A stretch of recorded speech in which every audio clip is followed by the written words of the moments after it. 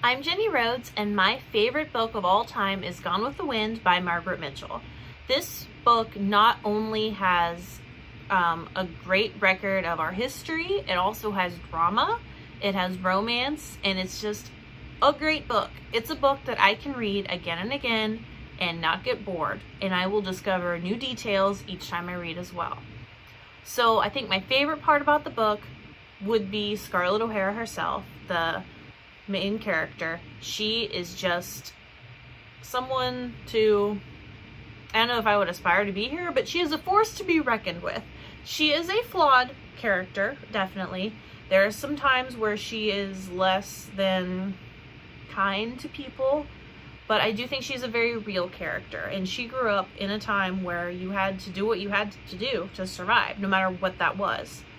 And she just has a lot of strength, and she dared to be different in a time where there was a lot of pressure to be like everyone else.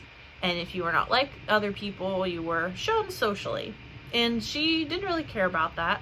She was more worried about meeting her goals. She had to deal with extreme poverty, hunger. She lost people she loved, but she always knew what her goals were, and she did whatever she could to reach those goals.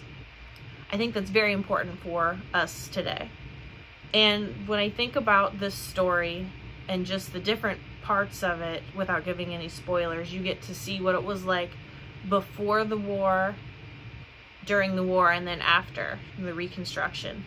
And it's just really interesting to think about all the things that some of those people went through in a lifetime that I hopefully will not have to go through. And it makes me really feel grateful and just gratitude for everything that I have. But there are times also where I do need to channel my inner Scarlett O'Hara and try to set some goals for myself and meet them no matter what. So I think Gone with the Wind is my favorite book. I suggest you read it, and after you read it, only after you read it, you should see the movie by checking it out at your local library.